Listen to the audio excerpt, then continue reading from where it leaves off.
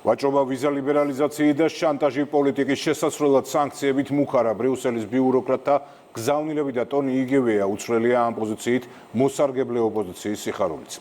კიჩხიკვაძეა პირდაპირ ეთერში. ბრიუსელი პოლიტიკურ შანტაჟს განაგრძობს და ტრადიციულად პოლიტიკური მიზნებისთვის იყენებს სანქციებისა და ვიზა ლიბერალიზაციის საკითხს, თუმცა ამ იდეას მხარდამჭერები არც ბრიუსელში ყავს, საქართველოდან კი დასავლელ პარტნიორებს ახსენებენ, რომ ქართულ ხალხთან პოლიტიკური შანტაჟი არ ჭრის. ვიზა შანტაჟის იარაღად ევრობიუროკრატია ისევ ქართველი ხალხის დასჯას ითხოვს. საქართველოზე ზეწოლის ბერკეტად ყოველთვის ერთი ტაქტიკა აქვთ. ბრიუსელიდან ტრადიციულად სანქციების დაწესებისა და ვიზა ლიბერალიზაციის შეჩერებაზე მუხარა ისმის. არარსებული მოტივით ევროპის პოლიტიკურ დედაქალაქში შეკრებილ ბიუროკრატებს მხარდამჭერების მოპოვება საკუთარ წიაღშივე უჭირთ. სწორედ ამიტომ უკვე მე რამდენად საქართველოს წინააღმდეგ ფსევდო არგუმენტების სიმართლედ ვერც ამჯერად იქცა. დისკუსიის ნაწილი იყო, რომ სანქციები დაწესდეს იმ მოსამართლეთა წინააღმდეგ. ჩვენ დღეს შეთანხმებას ვერ მივაღწიეთ და იმედი მაქვს, ივლისში გვექნება წინსვლა. ჩვენ განვაგრძობთ ქართველი ხალხის გვერდით დგომას და ვაძლიერებთ ჩვენს მხარდაჭერას ქართული სამოქალაქო საზოგადოებისა და დამოუკიდებელი მედიის მიმართ. მაშინ როცა ევროპული სალაროდან პირდაპირ ფინანსდება პროპაგანდა, დეზინფორმაცია და სიძულვილის კამპანია, პირველი კანონმდებლისთვის ევროპარლამენტში გაკეთებული მსგავსი განცხადებები გასაკვირი აღარ არის. ამ ფონზე კი მნიშვნელოვანია ევროკავშირი ფუნდამენტურ ღირებულებებს დაუბრუნდეს.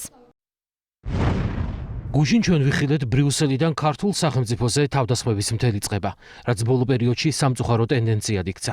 ამგვარი თავდასხმები განსაკუთრებით შემაშფოთებელია იმ პირობებში, როდესაც ევროკავშირის და მისი ზოგიერთი წევრის საბიუჯეტო თანხებიდან დადასტურებულად ფინანსდება პროპაგანდა და დეზინფორმაცია. სიძულვილის კამპანია და დემოკრატიული ინსტიტუტებისთვის ძირის გამოთხრა, პოლიტიკური ნიშნით დევნა და ექსტრემიზმი. ნაცვლად ამ ლეგიტიმურ და ფაქტებზე დაფუძნებულ კითხვებზე პასუხისა, ქართული ხალხი იღებს პოლიტიკურად მოტივირებულ თავდასხმებს, რაც წინააღმდეგობაში მოდის ევროკავშირის გაცხადებულ ღირებულებებთან. მნიშვნელოვანია, რომ ბრიუსელი დაუბრუნდეს ევროკავშირის საბაზისო ღირებულებებს, როგორიცაა ადამიანის უფლებების პატივისცემა და სამართლის უზენაესობა. მნიშვნელოვანია, რომ ნაცვლად კითხვების განგაქცევისა ყველა დონორი მოიქცეს პასუხისმგებლიანად და ლეგიტიმურ კითხვებს გამჭირვადად გასცეს პასუხი. მუხარას ბრიუსელიდან ფასი მხოლოდ რადიკალებისთვის აქვს. ოპოზიციისთვის განსაკუთრებულად სასიამოვნოა ის, რომ რასაც თავად დიდი ხანია ითხოვენ, ახლა პირდაპირ ბრიუსელიდან ხმიანდება. კი არ გჯიან, უბრალოდ გვეუბნები, რომ ტალახიანი არ უნდა ვიყოთ კაცო ვინმე. საქართველოს არ ჯიან, საქართველოს მარიონეტული ხელისუფლება ქართულ ხალხში. შანტაჟი ხალხის მიერ არჩეული ხელისუფლების შესაცვლელად არაეფექტიანია. მართლ გუნდში აცხადებენ, რომ მსოფლიო პოლიტიკურ ველზე ჩვენი ქვეყანა რომ პაიკი არ იქნება, ეს საქართველოს მძიმე და გამოწვევებით სავსე გზაზე უკვე დაამტკიცა.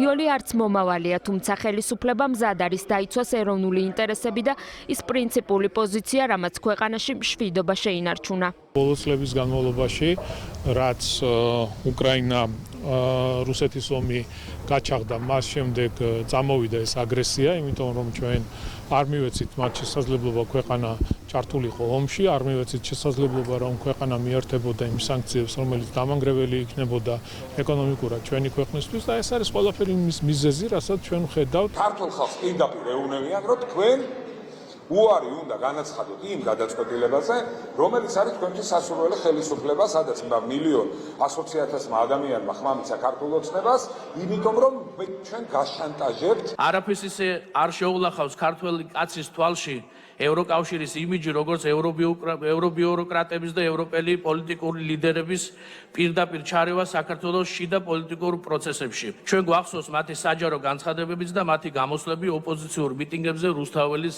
გამზირზე. აღარაფერს ვამბობ რამდენიმე ევროპელ ელჩზე, ევრობარომეტრის კვლევა სახელმძღვანელო უნდა იყოს პირველ რიგში ევრობიუროკრატების და ევროკავშირისათვის.